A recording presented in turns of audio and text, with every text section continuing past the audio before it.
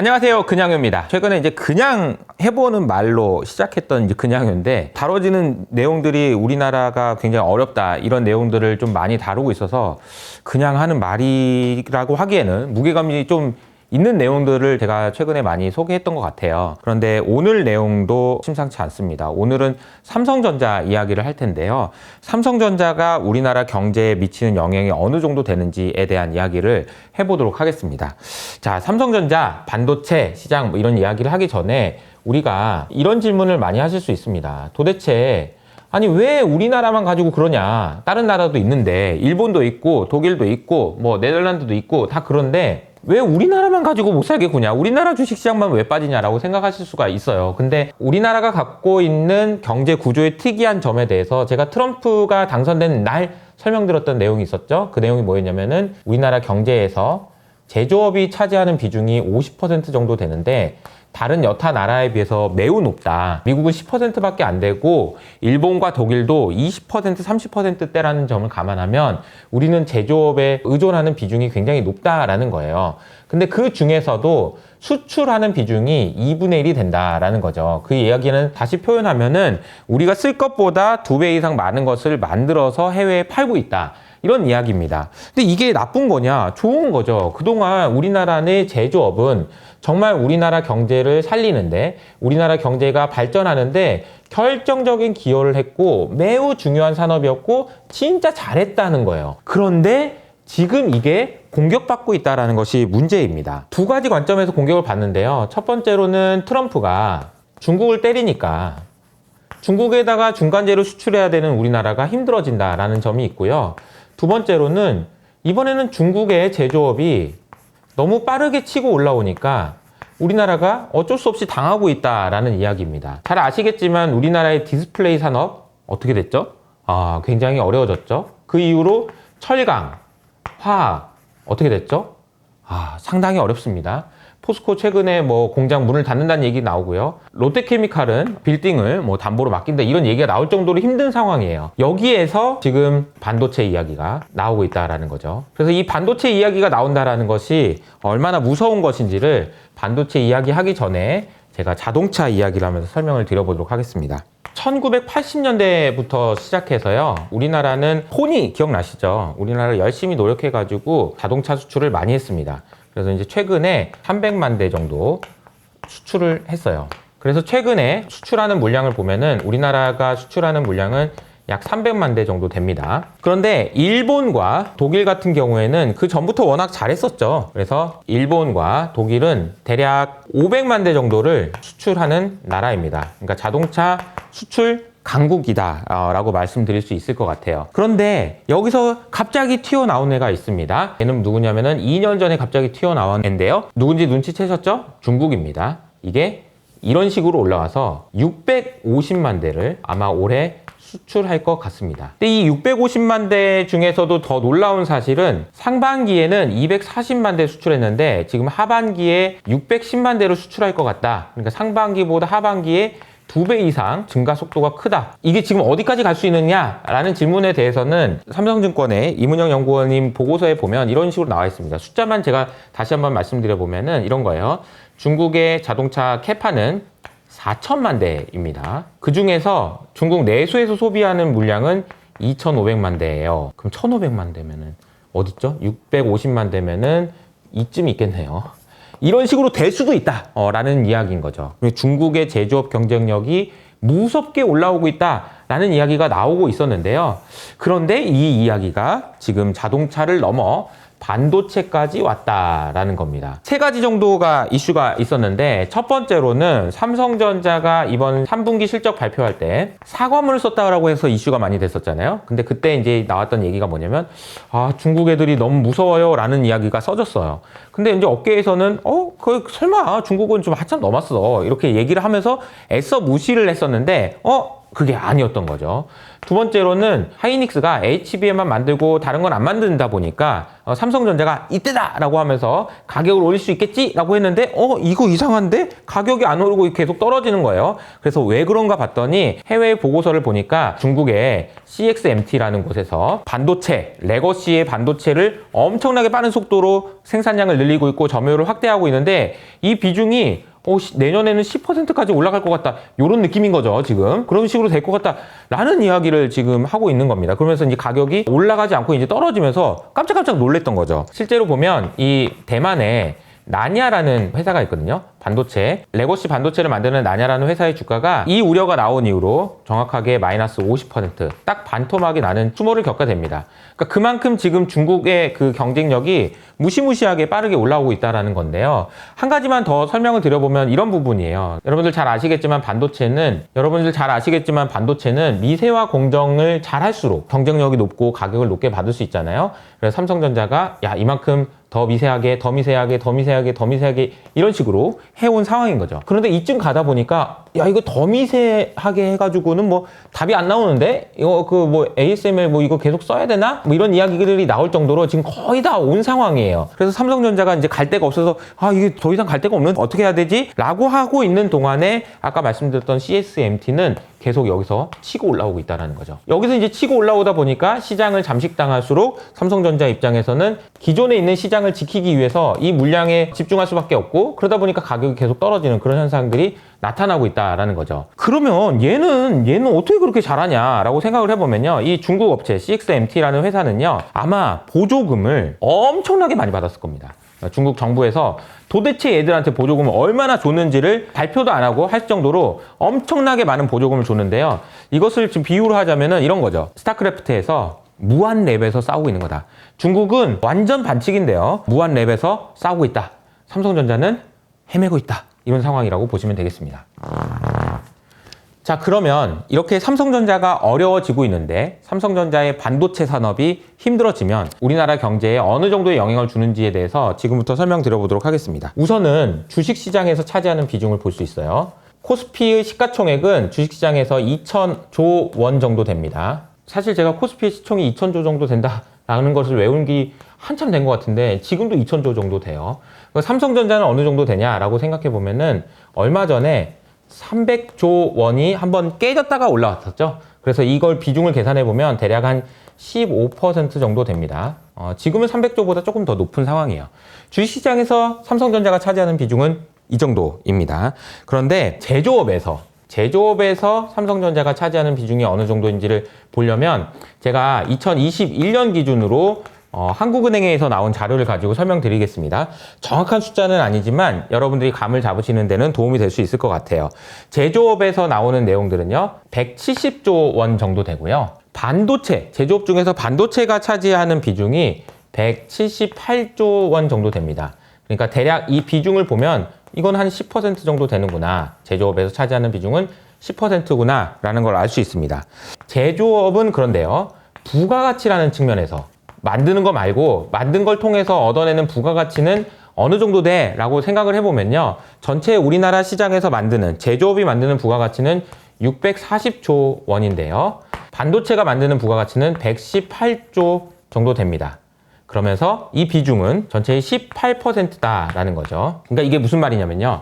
반도체 산업은 다른 철강, 화학, 기계와 같은 그런 나머지 제조업에 비해서 부가가치를 만들어내는 비중이 굉장히 높다라는 것을 알 수 있습니다. 또 한 가지 그리고 수출인데요. 수출에서 차지하는 비중을 봐도 반도체가 압도적인데요. 수출은 지금 6,800억 불 정도를 21년에 수출했는데요. 반도체의 경우에는 140억 불 정도를 수출했습니다.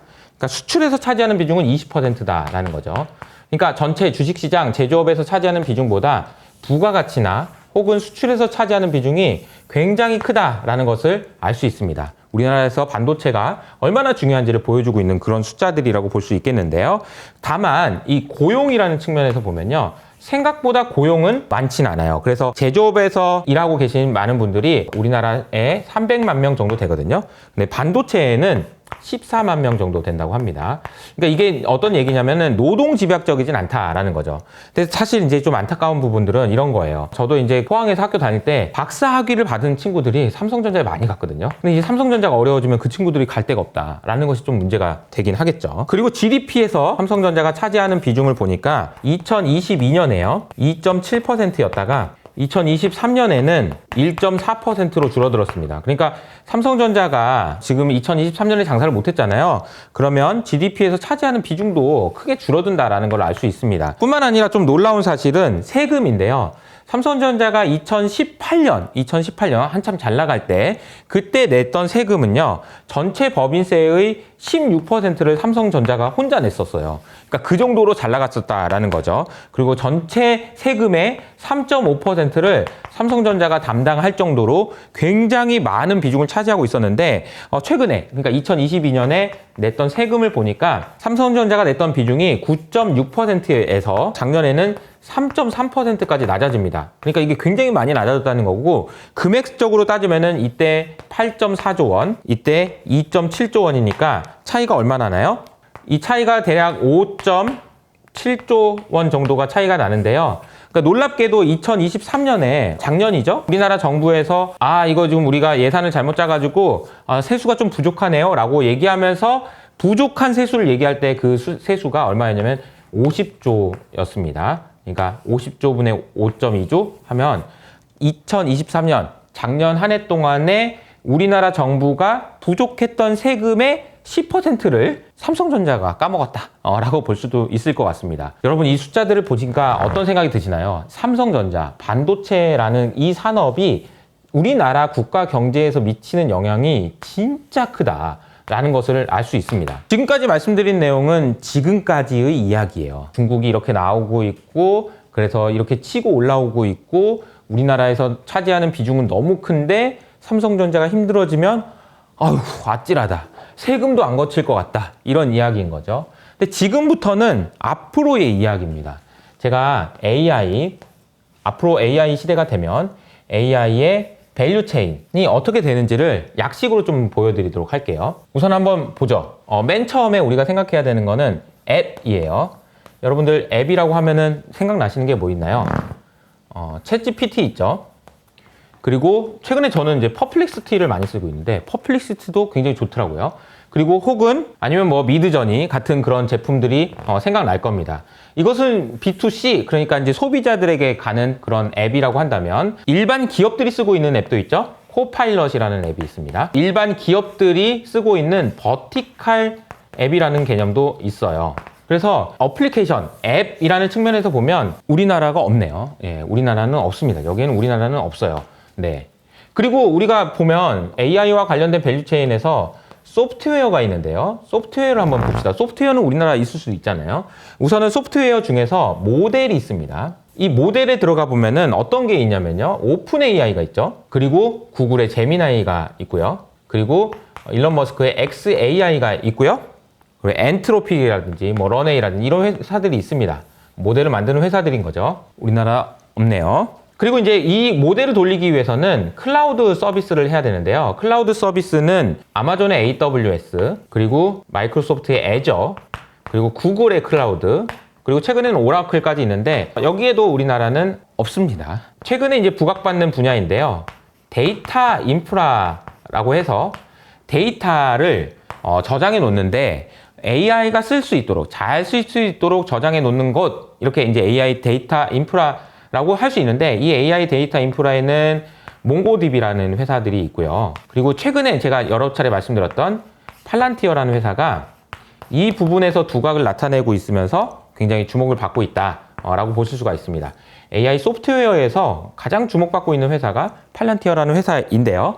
제가 이렇게 쭉 적어놨지만 우리나라 회사는 없습니다. 자, 그러니까 소비자들에게 직접 혹은 기업에게 직접 맞닿아 있는 어플리케이션에도 우리나라는 없고요. 소프트웨어에서도 우리나라는 없다. 그러면 하드웨어에서는 어느 정도의 비중이냐라고 보면요. 우선은 반도체가 있습니다. 반도체가 있어야지 뭐든 만드니까요. 근데 이 반도체 부문에서도 굉장히 다양한 분야가 있어서요.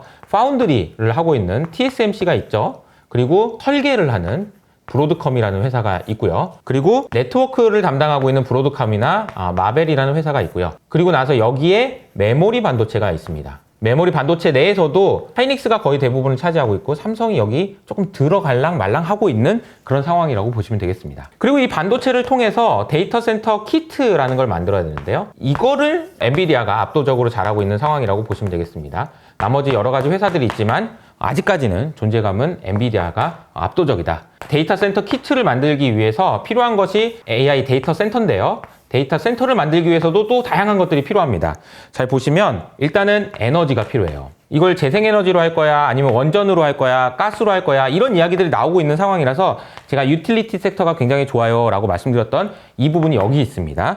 그리고 디벨로퍼가 있어요. 저는 요즘에 최근에 주식시장에서 많이 주목받고 있진 않지만 이 디벨로퍼들도 굉장히 수익성이 좋다라고 얘기합니다. 그래서 앞다퉈서 미국의 월가에서 이쪽에 대한 투자들을 많이 하고 있다라는 이야기도 들리고 있어요. 그리고 세 번째로는 말 그대로 전력인데요. 전력망을 만들고 있는 회사들이 있고요. 그리고 쿨링. 쉽게 말하면은 냉각하는 그런 회사들도 있습니다. 뭐 버티브라든지 이런 회사들이 있는 거죠. 자, 그러면은 여기에서 AI 밸류의 체인을 전체를 다 그려봤는데 이 중에서 우리나라가 차지하는 비중이 뭐냐라고 하면 아까 말씀드린 여기는 없어요. 여기도 없습니다. 그런데 여기에 잠깐 하이닉스가 있고 여기 삼성전자가 살짝 이렇게 걸쳐 있다라고 보시면 되겠고요.